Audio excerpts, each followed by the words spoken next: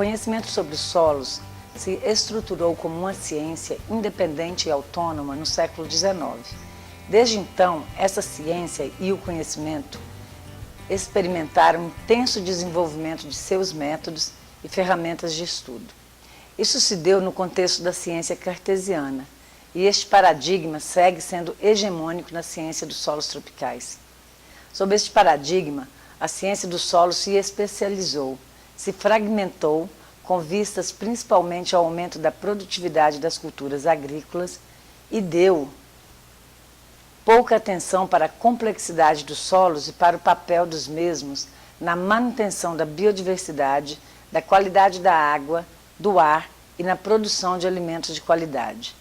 Essa foi a base para o desenvolvimento das tecnologias da Revolução Verde, utilizadas na agricultura e implantadas no Brasil na segunda metade do século XX. Tais tecnologias impactaram negativamente o ambiente e causaram muitos problemas para as pessoas.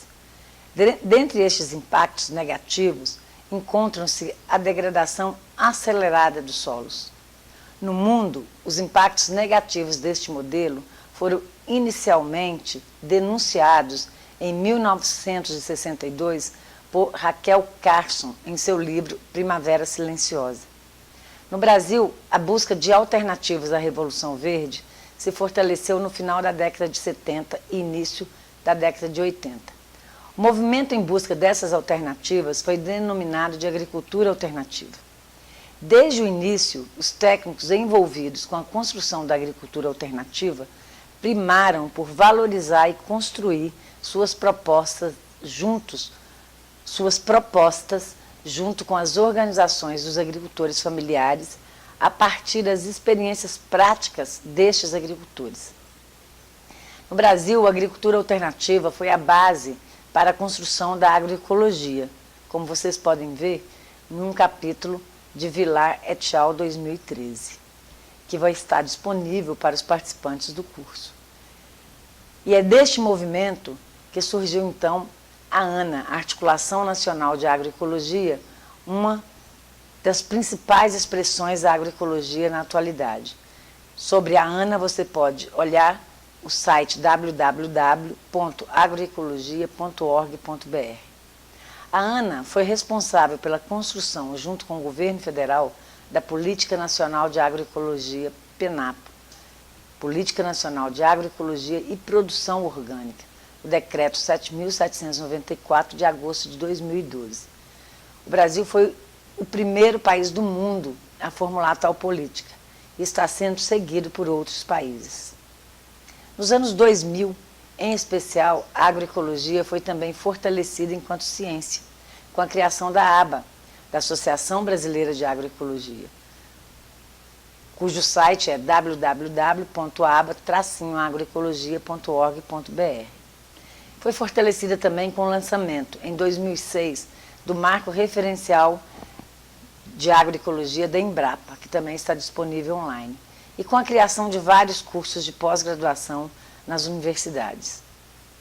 Com isto, a gente afirma que no Brasil o campo agroecológico é entendido como movimento social, como prática e como ciência.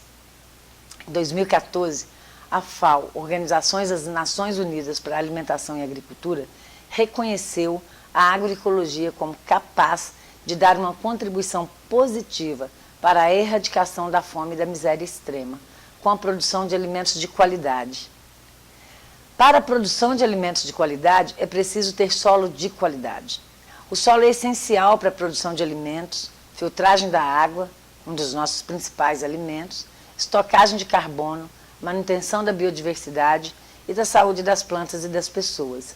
Os cientistas reconhecem o valor e o significado dos solos para o cultivo sadio das plantas. Entretanto, muitos deles tratam os solos apenas como substratos, onde fertilizantes minerais devem ser adicionados para nutrir as plantas. Os agricultores e agricultoras, talvez até mais do que os cientistas, compreendem a relação entre solo de boa qualidade e plantas sadias, ainda que muitos deles ou delas também sigam os cientistas no entendimento dos solos apenas como substratos. Os agricultores dizem: Alimente o seu solo se você quer ter uma planta sadia. Cuide do solo e as plantas serão saudáveis. Um agricultor uma vez disse que seus vizinhos consideravam a sua família como louca, pois eles sempre os viam com uma pá cavando o solo. Segundo ele, os vizinhos deveriam pensar que tinha um tesouro enterrado na propriedade. Segundo um outro agricultor, solo não suja, purifica. Os agricultores em geral não utilizam a palavra solo, mas sim terra. Os agricultores agroecológicos tratam a terra com respeito, cuidado e carinho, como se fosse um membro querido da família. Alguns agricultores cheiram e provam seu solo e descrevem suas virtudes como se fosse uma pessoa querida. Muitos agricultores consideram a terra como mãe, a mãe terra. Um agricultor disse: quando você adquire a terra, você adquire uma segunda mãe. Mas assim como cuidamos de nossas mães, temos que cuidar da terra também. Em se tratando de uma agricultura sustentável livre de agrotóxicos, não há dúvida de que precisamos de solos com boa qualidade, saudáveis e com vida. Por isto, procuramos organizar estes cursos para contribuir com o entendimento do solo, não apenas como substratos inertes, onde artificialmente cultivamos plantas, mas como um componente vivo dos agroecossistemas. Neste curso, procuraremos aprofundar alguns temas, mas daremos também sugestões de como cuidar dos solos, das águas e dos nossos resíduos. A interpretação dos solos na paisagem pode nos ajudar a conhecer, usar e manejar melhor o solo. Por isso, iniciaremos com um conjunto de fichas, cuidadosamente preparadas por Mauro Rezende, um professor da Universidade Federal de Viçosa, já aposentado, e que muito contribuiu e contribui para a formação do pensamento agroecológico no Brasil. A metodologia das fichas pressupõe responder questões sucessivas, onde a questão seguinte ajuda a responder a questão anterior. Então, tente responder uma questão. Se não conseguir, passe para a seguinte e volte na anterior, e assim sucessivamente. Ainda utilizando as fichas, estudaremos um pouco sobre a teoria da trofobiose. Essa teoria nos mostra como a saúde das plantas depende da saúde dos solos. As fichas sobre trofobiose foram preparadas por Laércio Meirelles, do Centro Ecológico, no Rio Grande do Sul. Essas fichas também foram baseadas na metodologia de Mauro Rezende. Veremos ainda sobre os sistemas agroflorestais com café e pastagem, a partir do exemplo da Zona da Mata Mineira. Veremos ainda o manejo da bananeira com café e como pintar com a terra, ou seja, com solos. Uma boa opção ecológica para pintar a sua autoestima. Para cuidar da água, disponibilizaremos a tecnologia da fossa evapotranspiradora, do banheiro seco e daremos dicas de como plantar água. Isto mesmo, plantar água, ou seja, ajudar em sua infiltração no solo. Como você ficará super animado ou animada com a agroecologia e como precisamos construir o conhecimento agroecológico de forma horizontal, identificando e valorizando o conhecimento de todos, disponibilizaremos a metodologia por nós determinada Intercâmbios Agroecológicos, que é baseada na metodologia campesino a campesino, desenvolvida inicialmente em países da América Central, como Nicarágua e Cuba, mas com influência do pensamento de Paulo Freire. Ao longo das sessões, teremos fóruns para discutir e refletir coletivamente.